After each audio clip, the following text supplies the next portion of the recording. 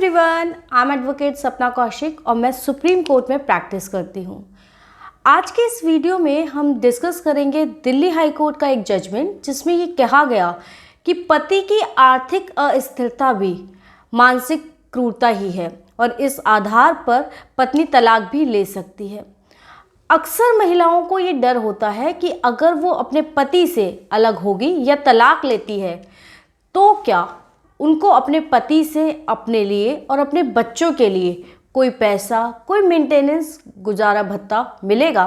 अगर उनका पति कोई काम नहीं करता या फिर जानबूझकर इसलिए काम छोड़ देता है ताकि उसे अपनी पत्नी और अपने बच्चों को गुजारे भत्ते का पैसा ना देना पड़े।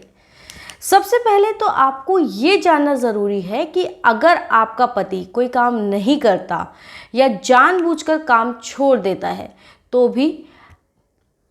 पत्नी काम नहीं करती या उसके पास कोई सोर्स ऑफ इनकम नहीं है तो पत्नी और बच्चों की जिम्मेदारी पति को उठानी पड़ेगी। उनको गुजारे भत्ते के लिए पैसा देना पड़ेगा, चाहे वह कैसे भी पैसा कमाकर ला कर दे। आप अपने पति से तलाक लेने वाली है या उनके साथ आपका कोई लड़ाई झगड़ा चल रहा है और आप उनसे अलग रहना चाहती है तो इसके लिए आपको सबसे पहले एक काम करना चाहिए कि आपको सेक्शन 125 CRPC या फिर डोमेस्टिक वायलेंस एक्ट के सेक्शन 12 या हिंदू मैरिज एक्ट के सेक्शन 24 के तहत गुजारे भत्ते की एप्लीकेशन लगानी चाहिए। अगर आपके पास कोई सोर्स ऑफ इनकम नहीं है या फिर आपके पास बच्चे हैं, क्योंकि गुजारे भत्ते का पैसा आपको उस डेट से मिलना शुरू होगा जब आप जिस डेट पर आप एप्लीकेशन लगाती हैं, तो इसलिए सबसे पहला काम है आपको एप्लीकेशन लगानी है गुजारे भत्ते की। वापस आते हैं हम आज के टॉपिक पर, जहां हम बात कर रहे थे कि दिल्ली हाई कोर्ट ने एक जजमेंट दिया है जिसमें उन्होंने कहा कि अगर पति आर्थिक रूप से अस्थिर है तो इसे भी मेंटल क्रुएलिटी ही कहा जाएगा। जस्टिस सुरेश कुमार कैत और जस्टिस नीना बंसल कृष्णा की डिवीजन बेंच ने कहा कि इस मामले में मानसिक आघात को समझना आसान है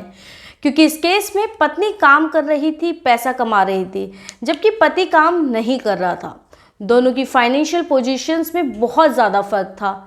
पति के काम न करने की वजह से पत्नी को चिंता होना स्वाभाविक बात है, जिसकी वजह से और भी बहुत सारी प्रॉब्लम्स क्रिएट होती हैं शादी में, इसलिए इसे मेंटल क्रुएलिटी माना जा सकता है। दिल्ली हाई कोर्ट पत्नी द्वारा फाइल की गई अपील पर सुनवाई कर रही थी। इस अपील में फैमिली कोर्ट के उस जजमेंट को चैलेंज किया गया था। दरअसल पत्नी ने फैमिली कोर्ट में क्रूरता और परित्याग यानी कि पत्नी 2 साल से ज़्यादा से पति से अलग रह रही थी और इस आधार पर तलाक का केस डाला था, जिसे फैमिली कोर्ट ने खारिज कर दिया था। इस केस में दोनों की शादी 1989 में हुई थी और 7 साल साथ रहने के बाद 1996 में दोनों अलग हो गए।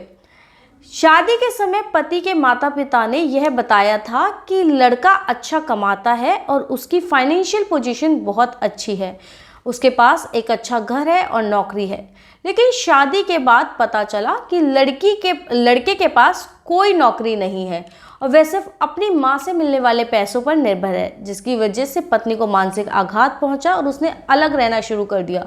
क्योंकि शादी के बाद भी पति ने कोई काम शुरू नहीं किया था। पिछले 27 सालों से दोनों अलग रह रहे थे, इसलिए दिल्ली हाई कोर्ट ने कहा कि खत्म हो चुका ये रिश्ता केवल दर्द और पीड़ा दे सकता है, इसलिए इस प्रकार का रिश्ता खत्म ही हो जाना चाहिए क्योंकि जोड़ा सिर्फ एक दूसरे को मानसिक प्रताड़ना ही तो दे रहा है और पिछले 27 सालों से अलग रहने के बाद समझौते की कोई गुंजाइश नहीं बचती, इसलिए क्रूरता और परित्याग के आधार पर तलाक दे दिया गया।